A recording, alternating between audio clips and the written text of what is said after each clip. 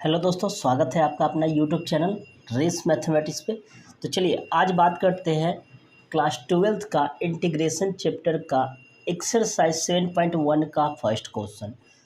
देखिए यहाँ पे दिया हुआ है, निकालना है find the anti derivative. Anti derivative means हम आपको पहले ही बताए थे क्या, इंटीग्रेशन मतलब एंटी डेरिवेटिव का मतलब क्या, डिफ्रेंशिएशन का उल्टा। तो डिफ्रेंशिएशन का उल्टा क्या होता है, इंटीग्रेशन। ठीक है, तो आपको फर्स्ट क्वेश्चन दिया हुआ है साइन 2x। ठीक है, तो ये इस फॉर्म में दिया हुआ है, लेकिन आपको निकालना क्या है, इंटीग्रेशन निकालना है। ठीक है, तो पहले इसको इंटीग्रेशन लगा देंगे तो क्या हो जाएगा, इंटीग्रेशन साइन 2x।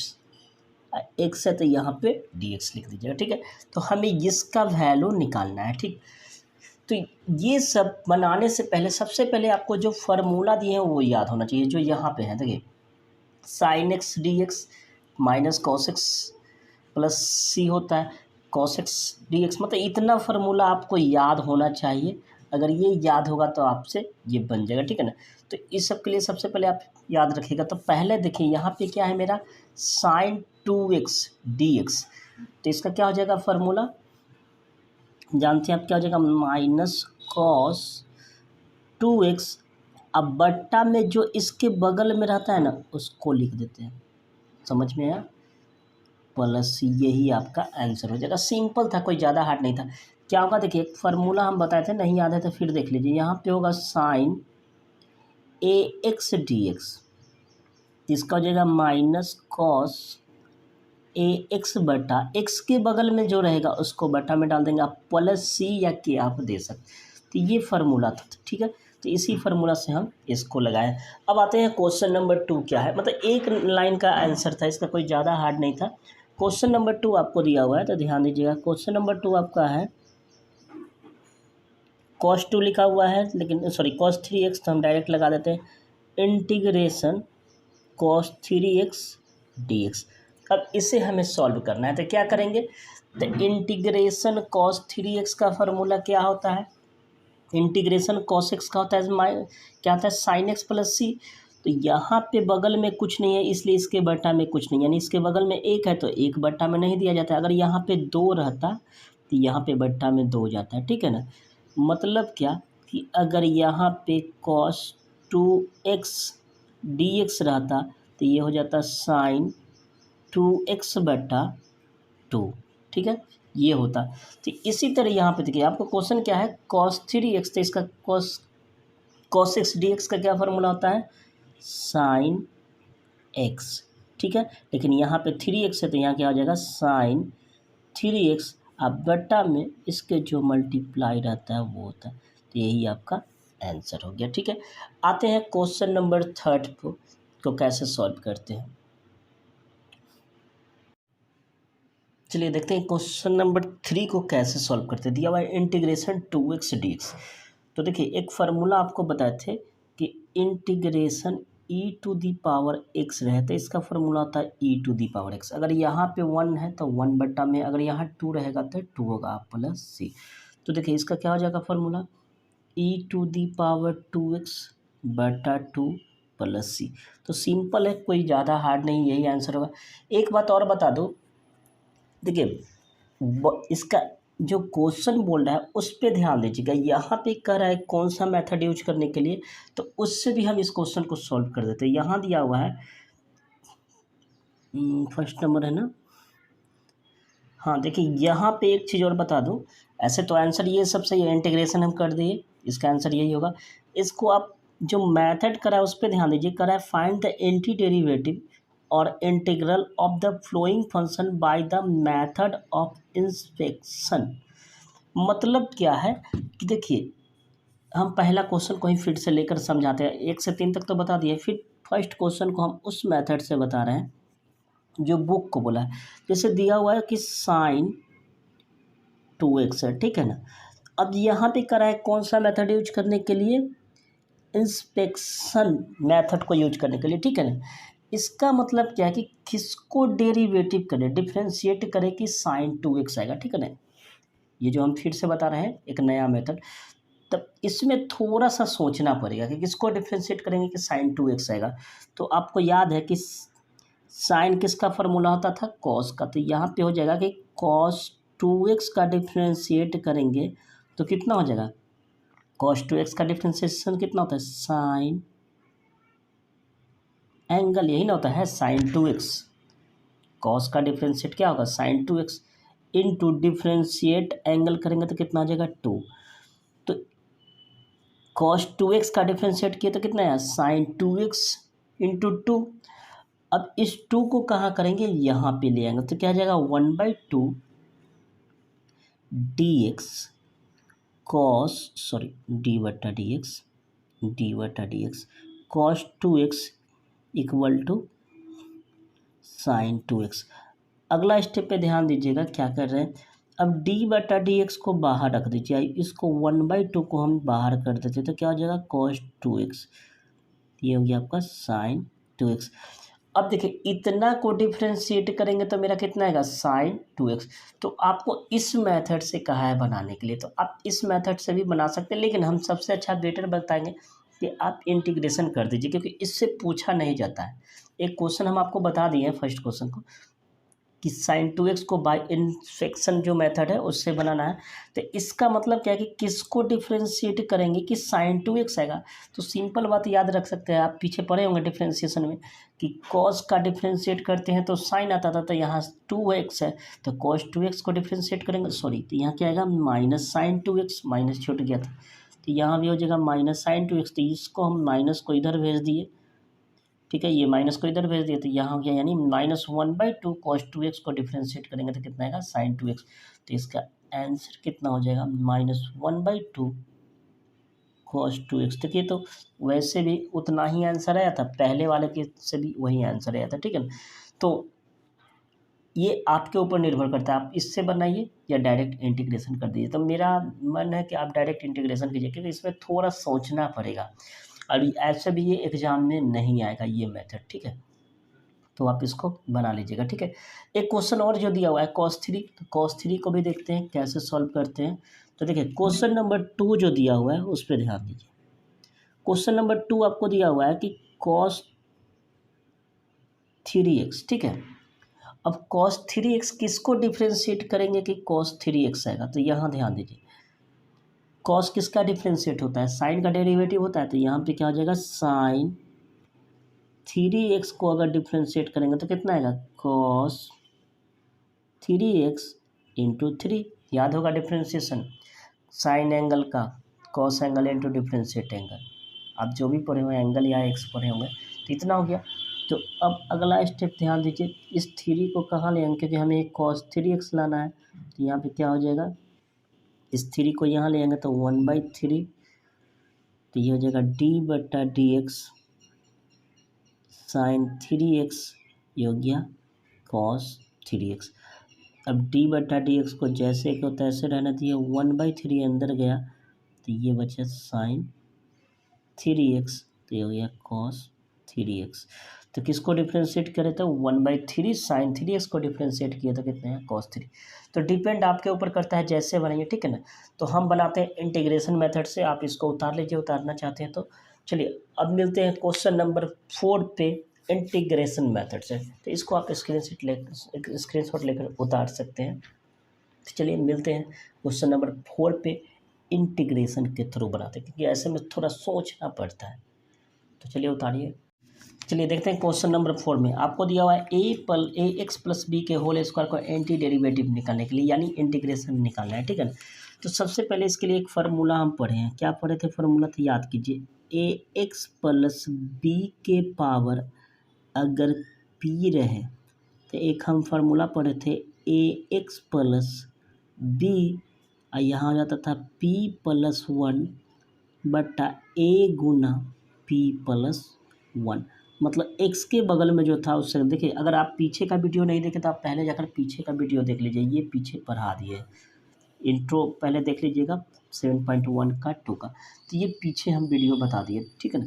तो इसका आंसर उसी फॉर्म में हो जाएगा, क्या हो जाएगा ax+b के पावर 2+1, तो कितना हो जाएगा 3, तो यहाँ हो जाएगा a इंटू 3+c, यानी आंसर हो जाएगा ax+ बी के पावर 3 और यहाँ हो जाएगा 3a प्लस सी, तो यही आंसर होगा।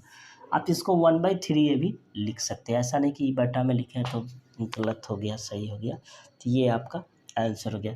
चलिए मिलते हैं क्वेश्चन नंबर 5 पे। तो क्वेश्चन नंबर 5 क्या दिया हुआ है, तो यहाँ पे इंटीग्रेशन साइन 2 है। देखिए इंटीग्रेशन का साइन नहीं दिया हुआ है, हम खुद से दे रहे हैं। ये 4e⁻³ 3x dx, ठीक है।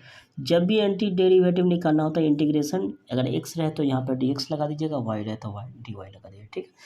अब इससे हमें इंटीग्रेशन करना है, तो क्या कीजिएगा, बताए थे पीछे एक बार साइन 2x dx को इंटीग्रेशन, फिर -12 हो जाएगा, फिर 4e⁻³ dx, इसको इंटीग्रेशन करेंगे। अब देखिए साइन 2x का डिफ्रेंशिएशन फिर क्या हो जाएगा, cos 2x/2, लेकिन माइनस में होता है, फिर माइनस कांस्टेंट बाहर, बचा मेरा क्या, e⁻³ dx। देखिए इसको आप -1/2 ऐसे भी लिख सकते हैं, या आप बटा में भी लिख सकते हैं, ठीक है ना। ध्यान दीजिएगा, इसको इस तरह भी लिख सकते हैं या बटा में भी लिख सकते हैं। फिर उसी तरह ये हो गया -4e⁻³ का फिर फार्मूला क्या हो जाएगा, तो e⁻³ अब बट्टा में ये जितना रहता है वो चला जाता है, अब प्लस सी, तो इसका फाइनल रिजल्ट जो आ जाएगा -1/2 cos 2x -4/3 e⁻³ प्लस सी, तो आंसर आपका क्या हो जाएगा ये। तो मुझे उम्मीद है कि आपको ये समझ में आ गया होगा। तो चलिए स्क्रीनशॉट लेकर नोट कीजिए। मिलते हैं क्वेश्चन नंबर 6 पे। चलिए देखते हैं क्वेश्चन नंबर 6 क्या करा है। यहाँ पे आपको ऑलरेडी इंटीग्रेशन का साइन भी दे दिया और यहाँ का दिया find the flowing integration exercise 6 to 20, मतलब 6 से लेके 20 तक को इंटीग्रेशन करना है। तो कुछ नहीं है, अगर पीछे आप पढ़े होंगे तो ध्यान दीजिएगा क्या हो जाएगा, एक बार इंटीग्रेशन इसके साथ करेंगे, फिर प्लस 1 में dx से गुना करेंगे तो कितना होगा dx। ध्यान दीजिए, इसको इंटीग्रेशन करेंगे तो सबसे पहले कांस्टेंट बाहर, तो अंदर क्या बचेगा e⁻³ dx। इसका तो होता है x, लेकिन फिलहाल अभी नहीं लिखते हैं। अब यहाँ ध्यान दीजिए, ये तो 4 हो गया, इसका इंटीग्रेशन क्या होता है, इंटीग्रेशन e⁻x का होता है, e⁻x, तो x की जगह पे कितना है 3x, अब बटा में कितना चला जाएगा, x के बगल में जो रहता है वो बटा में चला जाएगा, ठीक है। फिर प्लस dx का क्या होता है फार्मूला, पीछे बताए थे, हम बार बार करें कि अगर पीछे का वीडियो देख के पूरा फॉलो कीजिए जैसे बता रहे वैसे। तो dx का क्या होता है x, अब प्लस सी, तो यही आपका आंसर हो गया। आप इस आंसर को ऐसे भी लिख सकते हैं 4/3 e⁻³ प्लस x प्लस सी, यही आपका आंसर हो गया। चलिए बात करते हैं क्वेश्चन नंबर 7 का, ठीक है। तो क्वेश्चन नंबर 7 क्या है,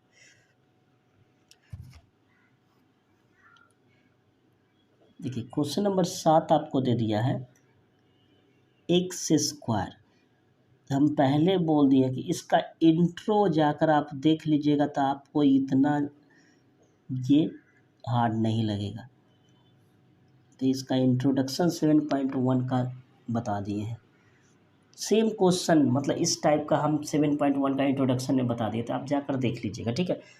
नहीं भी देखें तो ध्यान दीजिए। अब इसको इंटीग्रेट करना है, तो सबसे पहले x² से अंदर सब में गुना करेंगे, तो क्या हो जाएगा, यहाँ पे गुना कीजिएगा तो क्या x² minus x² dx, x² से x² कट गया, तो आपके पास बच गया इंटीग्रेशन x² -1 dx। अब तो आराम से इंटीग्रेशन कर लीजिएगा, क्या होगा, एक बार x² dx का इंटीग्रेशन करेंगे, एक बार सॉरी माइनस है तो यहाँ माइनस का चिन्ह दे दीजिए, एक बार इसको इंटीग्रेशन करेंगे तो क्या हो जाएगा dx। ध्यान दीजिए इसका क्या फार्मूला होता है, एक्स के पावर पी, हम पीछे बताए थे एक्स के पावर पी, आप एन अगर पढ़े हुए तो एन पे भी बना सकते, तो इसका हो जाएगा एक्स के पावर पी प्लस वन, तो कितना हो जाएगा 3/3 माइनस डी एक्स का फार्मूला क्या होता है एक्स, अब प्लस क्या हो जाएगा सी, तो यही आपका आंसर हो जाएगा। तो आप इसको स्क्रीनशॉट लेकर उतार लीजिए। आते हैं नेक्स्ट क्वेश्चन पे। चलिए देखते हैं क्वेश्चन नंबर 8 को कैसे सॉल्व करते हैं, ठीक है। ध्यान दीजिएगा, यहाँ पे इंटीग्रेशन करना है मुझे a x square plus b x plus c d x को, ठीक है ना। सबसे पहले ध्यान देंगे क्या इसमें पावर ओवर है, नहीं, तो डायरेक्ट इंटीग्रेशन अंदर, यानी एक बार इसको इंटीग्रेट करेंगे एक बार इसको करेंगे, मतलब क्या कि एक बार इंटीग्रेशन ए एक्स स्क्वायर डी एक्स हो जाएगा, अंदर जाएगा, फिर एक बार हो जाएगा बी एक्स डी एक्स, एक बार हो जाएगा सी डी एक्स, ठीक। सबसे पहला काम कांस्टेंट को बाहर करेंगे, इसमें कांस्टेंट क्या है ए, तो ए को बाहर कर दीजिए तो आपके पास बचा x square d x, b को बाहर कर दीजिए तो यहाँ बचा एक्स डी एक्स, यहाँ सी को बाहर कर दीजिए तो ये हो गया डी एक्स, ठीक है। फिर आगे ध्यान दीजिए ये ए तो बाहर आएगा, फिर फार्मूला हो गया एक्स के पावर पी, पी का मतलब पावर, तो क्या आ जाता है फार्मूला एक्स के पावर पी प्लस वन, यही होता है ना, प्लस 6, फिर p प्लस वन तक कुछ नहीं है तो वन, तो 1+1/1+1, और c या dx का क्या होता है x प्लस सी, तो यानी आपका आंसर हो जाएगा a/2 आए कितना हो जाएगा 3x³ प्लस 6/1 जोड़ेंगे तो कितना हो जाएगा 2x² प्लस cx प्लस सी या के आप कर सकते हैं। तो काटना चाहते हैं तो काट दीजिए, 2 से 3 बार कट जाएगा, तो आपका आंसर हो जाएगा ax³ 3x² plus cx plus सी, तो यही आपका आंसर हो जाएगा। तो चलिए अब शुरू करते हैं क्वेश्चन नंबर 9 को, तो आप इसको उतार लीजिए। चलिए देखते हैं क्वेश्चन नंबर 9 को कैसे सॉल्व करते हैं। कुछ नहीं है, सिंपल सा वही है, एक बार इसको इंटीग्रेशन 2x² dx को करेंगे, एक बार e⁻x dx को करेंगे, ठीक है। इसको इंटीग्रेशन करेंगे तो सबसे पहले क्या होगा, कांस्टेंट बाहर हो जाएगा, और ये हो गया x² dx, ये फिलहाल रहना दिया e⁻x dx, 2 तो जैसे को तैसे रहेगा। अब इसको करेंगे तो कितना हो जाएगा x के power p plus one, n+1 या p प्लस वन, तो यहाँ हो जाएगा 3/3, और ये हो जाएगा e⁻x प्लस सी। आप इसी को आंसर लिख सकते हैं 2/3x³ प्लस e⁻x प्लस सी, तो यही आपका आंसर हो जाएगा। तो आई होप कि आपको समझ में आ गया होगा। तो चलिए आते हैं क्वेश्चन नंबर 10 पे, उसके बाद नेक्स्ट वीडियो में बात करेंगे। तो देखिए क्वेश्चन नंबर, सबसे पहले हम 10 लिखते हैं, क्या है आपका क्वेश्चन नंबर 10। तो क्वेश्चन नंबर 10 आपको दिया हुआ है √x - 1/√x का होल स्क्वायर dx। अब इस क्वेश्चन को कैसे सॉल्व करेंगे, तो सबसे पहला काम क्या करेंगे कि इसको a माइनस बी पर तोड़ेंगे। क्या करेंगे, a माइनस बी का होल स्क्वायर है, तो क्या करेंगे सबसे पहले तोड़िए a² minus 2ab plus b²। अभी √x से √x कट गया, तो आपके पास बचा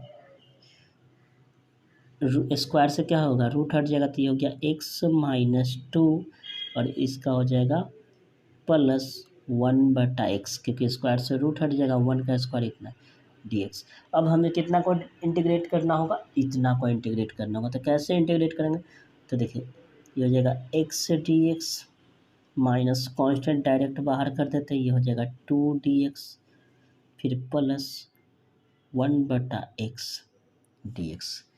आगे ध्यान दीजिए।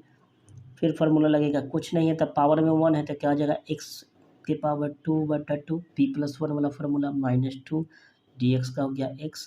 अब प्लस इसका फार्मूला था 1/x dx का log mod x। अब प्लस क्या हो जाएगा c। तो यही आपका आंसर हो जाएगा। तो आई होप कि आपको समझ में आ गया होगा। अब आंसर इतना ही रहने दीजिए, या आप इसको थोड़ा सा अगर आंसर को सजाना चाहते हैं तो थोड़ा सजा दीजिए। क्या करिएगा, x²/2 plus log mod x -2x plus c। अब ये लिख दीजिए, या इतना भी छोड़ दीजिए, ठीक है ना। तो चलिए आज के लिए इतना ही रहने देते हैं, मिलते हैं नेक्स्ट वीडियो में क्वेश्चन नंबर 11 से।